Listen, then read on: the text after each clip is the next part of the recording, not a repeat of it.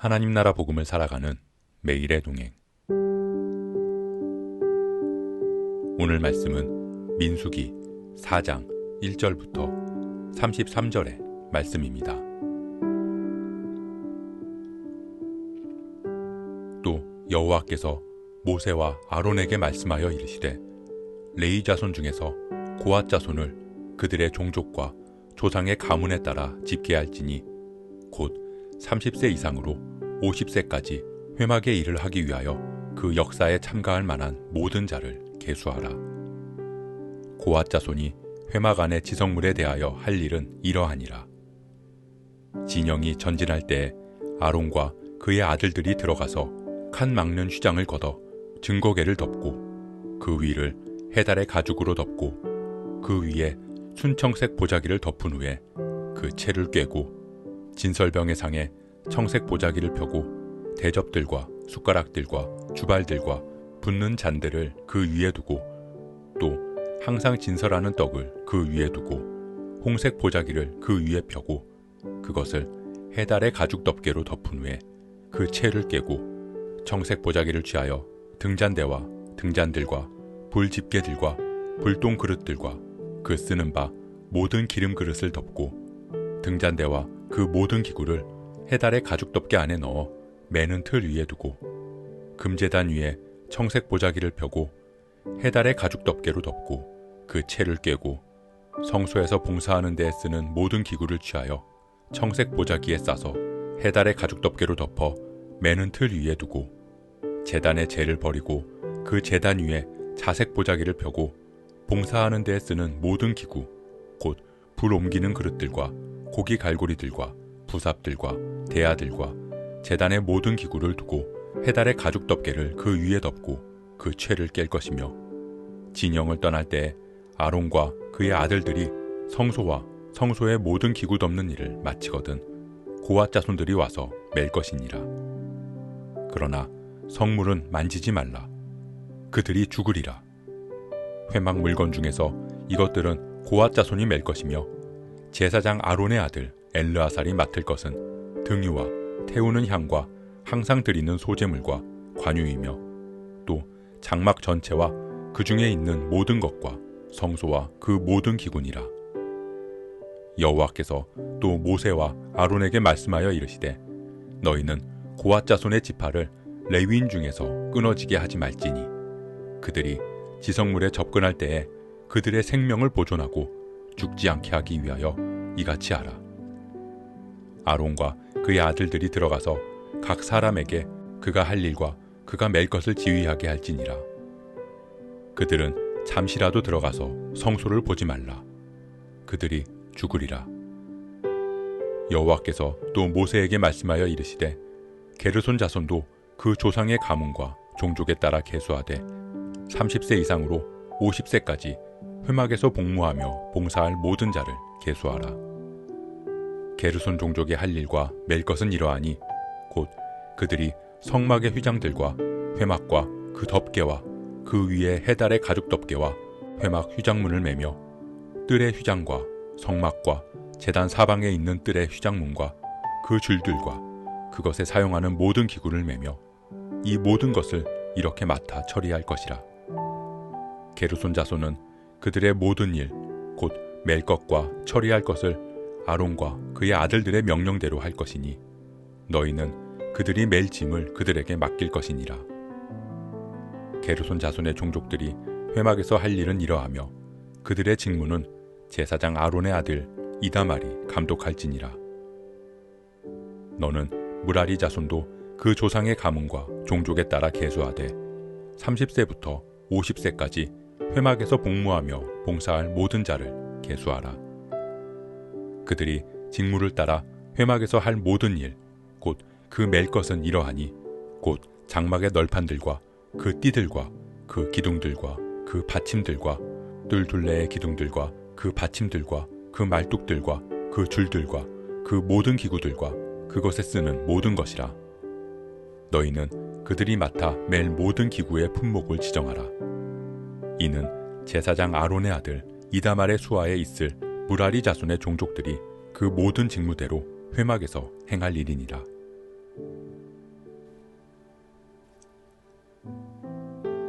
집안의 행사 중에 가장 힘들고 귀찮은 일을 꼽으라고 한다면 그 중 하나는 아마 이사일 것입니다.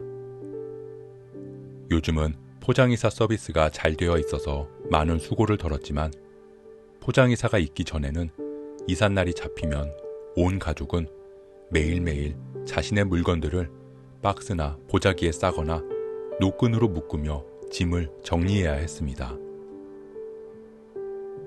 지금은 포장이사를 신청하면 직원이 와서 짐의 규모를 보고 견적을 내고 어떻게 이사를 진행할지에 대해 이야기해 줍니다.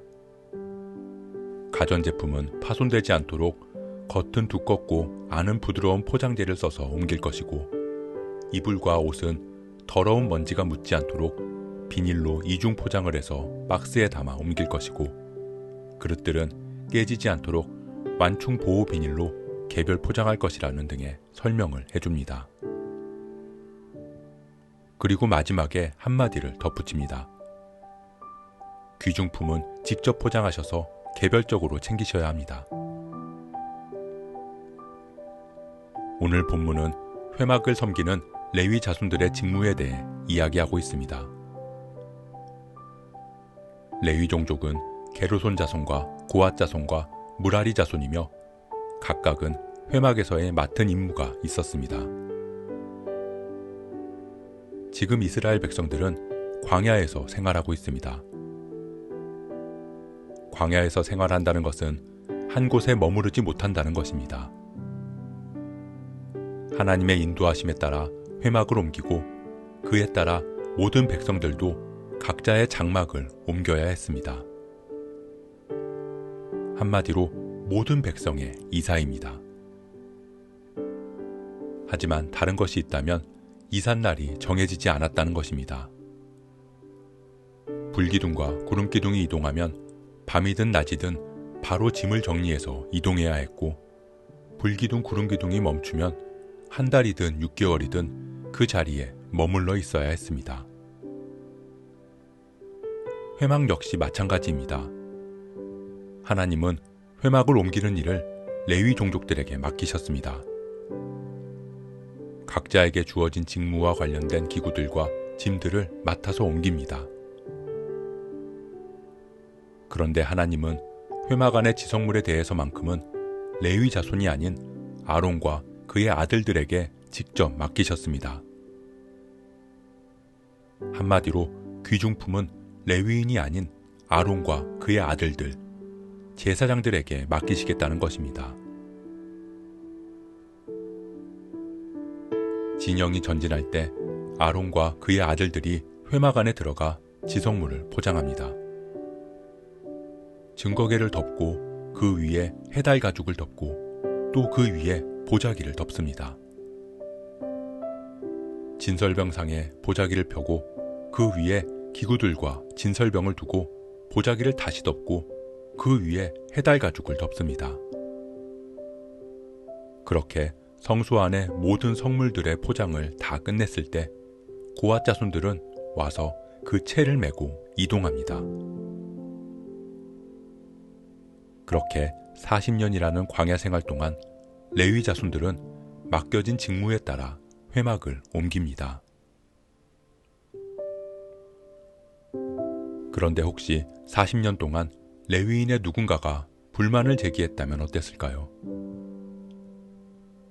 게르손 자손이 고앗 자손보다 더 손윗 자손인데 왜 우리는 무거운 휘장이랑 가죽 같은 기구를 맡아야 하고 동생 고앗 자손은 거룩한 성소 기구들을 맡아야 하는가?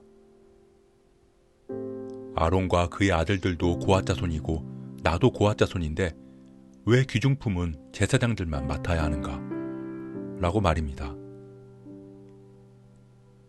제사장들도 레위인들도 다 회막에서 하나님을 섬기는데 제사장들이 회막의 주인이라도 되느냐고 말하며 불만을 갖는다면 어땠을까요? 회막에서 봉사하는 레위 종족은 30세부터 50세까지입니다. 오히려 젊으면 젊을수록 힘이 더 셀 텐데도 싸움에 나갈 만한 20세 이상보다 성소에서 봉사할 수 있는 기준이 더 엄격합니다. 그것은 회막에서의 봉사가 힘만으로 되는 것은 아니기 때문입니다. 하나님을 섬기는 일은 힘과 열정으로 해야 하지만 그것만으로는 하나님을 섬길 수 있는 것이 아니라는 뜻입니다. 진영이 이동할 때 백성들은 자신의 장막과 살림살이를 걷어서 옮겨야 합니다. 하지만 레위 종족은 자신의 장막이 아닌 회막과 성물들을 옮겨야 합니다. 결국 레위 종족들은 자신의 장막을 그들의 가족들에게 옮기게 할 수밖에 없습니다. 이동이 끝나고 장막을 펼 때도 마찬가지입니다. 모든 백성들이 자신의 장막과 살림살이를 정리할 때 레위 종족들은 자신의 장막이 아닌 회막과 성물들을 먼저 살펴야 합니다. 그렇게 하나님을 섬기는 일을 인내하며 감당했기에 레위 종족들은 대를 이어서 하나님을 섬기는 특권을 누릴 수 있었습니다. 레위 종족이 회막을 걷고 옮기고 펴고 나서 집에 돌아가서는 자신보다 특별 대우를 받는 제사장들을 시기하고 자신보다 더 중요한 직무를 수행하는 다른 자손들에 대해 불만을 말하고 평생 내 집은 신경 쓰지도 못하고 회막 봉사를 해야 하는 자신의 신세를 한탄한다면 그 자손들이 회막에서 하나님을 섬기는 그 일을 자랑스럽게 여기며 대를 이어서 회막을 섬길 수 있었을까요? 우리 모두는 교회에서 예배하고 봉사하면서 하나님을 섬깁니다. 우리는 너는 내 것이라고 부름받은 하나님의 구별된 제사장이고 레위인입니다. 그런 우리가 교회에서 예배하고 봉사하고 돌아온 후에 교역자와 교인들의 부족하고 약한 모습들을 비난하고 우리 교회는 이래서 문제고 예배는 저래서 안 된다는 말과 나를 인정해주지 않는 목회자와 직분자들에게 불만을 토로한다면 우리 자녀들, 다음 세대들이 그리스도인으로 살아가는 것을 과연 자랑스럽게 여기며 신앙을 이어갈 수 있을까요? 이것은 교회와 목회자와 교인들의 심각한 문제와 부조리한 행태까지 덮어주라는 말이 아닙니다.